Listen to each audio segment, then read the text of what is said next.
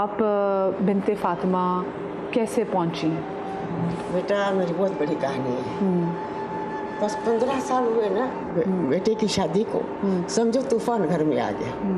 और थोड़ी थोड़ी नोक चोक बड़ी बड़ी होती रही, बर्दाश्त करती रही। आपका एक ही बेटा है? दो बेटे। दो बेटे आपके? अच्छा। दोनों ऐसे ही निकले ना, दोनों ऐसे निकले।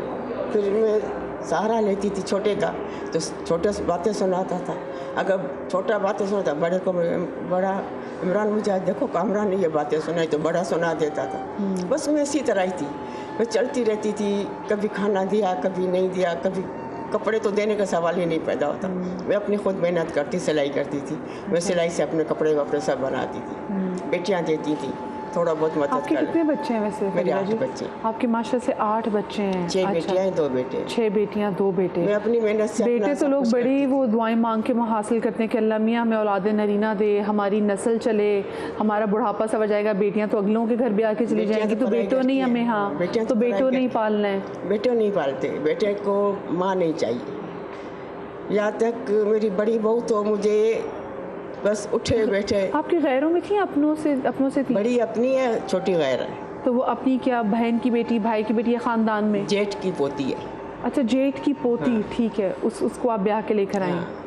और कितना साल हो गए उनकी शादी को? 15 साल हो गए। अच्छा, तो ये वो आपकी जेठ की पोती जो है, हाँ, वो उन्होंने भी नहीं रखा? हाँ, वो तो बड़ी जालिम औरत है, बड़ी जालिम औरत। उसने सब कुछ तबाह कर दी, मेरा घर तबाह कर दिया, मेरी हर चीज़ तबाह कर दी। जिस घर में आप रहती थी वो आपका अपना घर था? मेरा अपना था। आपके मियाँ ने बना के दिया? मेरे मियाँ ने बनाया। उसी घर में आपको जगह नहीं थी? यहाँ तक वो मेरा घर मेरे से बिकवा दिया। ऐसा लोगों ने तरीका किया। हिस्सा चाहिए होगा सबको। हाँ, बस ऐसा कर दिया ना, मुझे समझ में नहीं आया तो मैं क्या कर रही हूँ। मुझे अपनी जान का भी खतरा था, मुझे ये डर था तो ये मेरे मुंह पे तकिया रख के मुझे मार देगी। यहाँ तक वो मुझे डर था। अपनी बहुओं से डर था? हाँ। तो आपके दूसरे बेटे की शादी हुई थी? हुई थी, वो अलग रहता था। अच्छा, उसने आपको साथ नहीं रखा? नहीं, वो अलग से होता। तो आप अपने मियाँ के घर में रहती थी? उनके यहाँ सुबह जाती थी, बड़ी बहू सुबह निकाल देती थी 8:45 बजे। हाँ। रात को सोने देती थी। 8:45 बजे में निकलती थी। बड़ा के छोटा कहता था। कहाँ निकालती थी आपको? सुनो ना। हाँ। छोटा कहता था मेरे घर पे 10 बजे से पहले नहीं आओ। अब पौना घंटा में कहाँ जाऊँ। कभी इस थड़े पे बैठा, हमारे घर मार्केट के बीच में, कभी इस थड़े पे बैठती थी, कभी इस थड़े पे बैठती थी।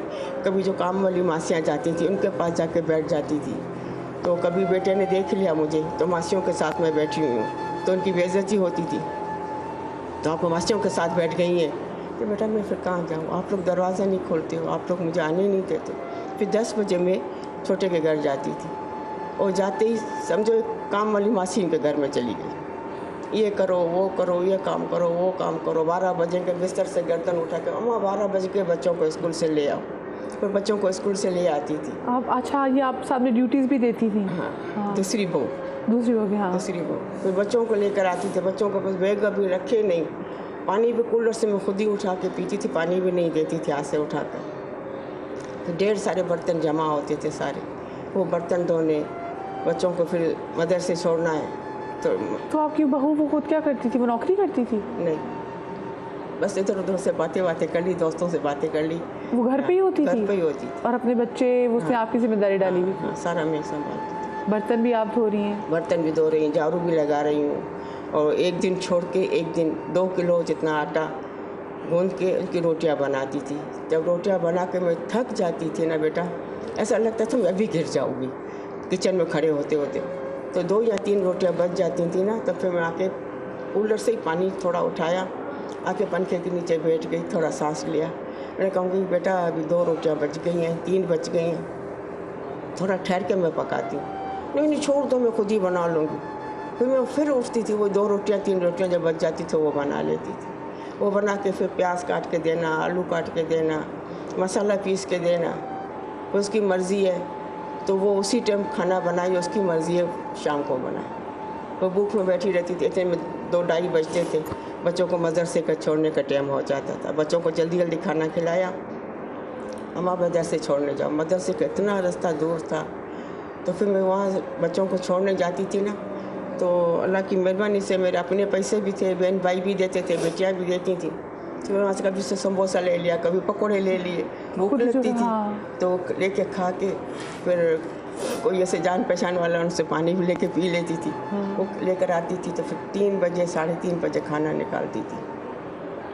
वो भी इतना देती थी जो इंसान का पेट ना नहीं उसी भरे, भरता पेट था। ना भरे। वो रात को बस क्या आपका बेटा नहीं देखता था कि मेरी माँ के साथ क्या हो रहा है? मेरी माँ नहीं के नहीं, साथ- आंखों पे अंधी पट्टी बंधी हुई थी, कान बेरे और आंखें अंधी, दोनों बेटे। फिर जब रात को 9 बजे बड़े के घर जाना, अगर बड़ी बहू ने दरवाज़ा खोल दिया तो पहले मेरे पर नालत आती थी, फिर दरवाज़ा खुलता था। फिर दरवाज़ा खुल के फिर 4 लफ्ज़ मेरे पे थे, रुल के मरी है, कुटनी जादूगरनी, रुल के मरी है, मरती नहीं है, मरती नहीं है। तो एक मरतबा मैंने कहा मेरी ज़िंदगी जितनी है तो मैंने अपनी निकाल रही हूँ, तो अपनी सोच कहीं तुमने पहले चली जाओ, मेरे से पहले तुमने चली जाओ। देख देख बदवाएँ दे रही, देख देख बदवाएँ दे रही।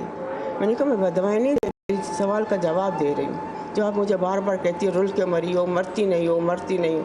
फिर रात का खाना नहीं देती थी। हर रोज़ मैं अपना कभी बर्गर लेती थी, कभी चपातियाँ चिप्स ले लिए, कभी ज़रा चटोरी थी खाने की ना, कभी हलीम ले ली, कभी तका ले लिया। इस पैसे तरह होते थे, हाँ, हाँ, इस तरह लेके मैं खा लेती थी। वो उस पर भी बातें, देखो ये खा रही है, ये खा रही है, वो खा रही है। तुम नहीं दे रहे हो तो फिर आखिर मैं तो कहाँ से खाऊंगी खाऊंगी? ना, हाँ। खाऊंगी तो हाँ। सही ना। जिस दिन बेटा छोटा बोलता था आज नहीं लेके जाना, आज तुम्हें बड़ा देगा खाना, उस दिन मैं भूख में सो जाती थी, नहीं देते थे। आखिर में जो 3 महीने थे, 3 महीने में मेरे से इतनी मेरी अजियत की, इतनी अजियत की, मुझे पानी का गिलास पीने नहीं देती थी। जब मैं उठ के कूलर से पानी भरती थी, पानी नहीं पियो, हमारा पैसों से पानी आता है। मैं सिर्फ 1 गिलास लेती थी, जो खाना खाने के दौरान भी पीती थी, वो थोड़ा बचा के रखती थी रात के दरमियान में पीने के लिए। पानी आपकी पीने बेटियां के भाइयों से लड़ती नहीं थी कि क्या करे माँ के साथ? बेटा सुनता ही नहीं था। जब मैं जिस दिन निकली हूँ ना बेटे के घर से, उस दिन इतवार का दिन था।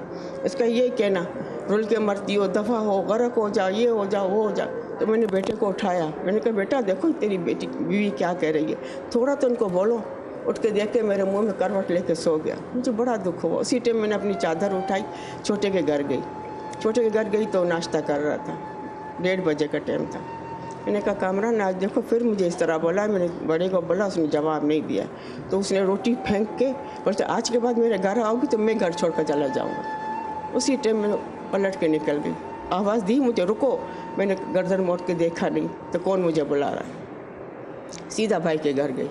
भाई के घर के नीचे 10 मिनट मैं ऊपर नहीं गई। इतवार का दिन है, छुट्टियों का दिन है, सब अपने घरों में होते हैं।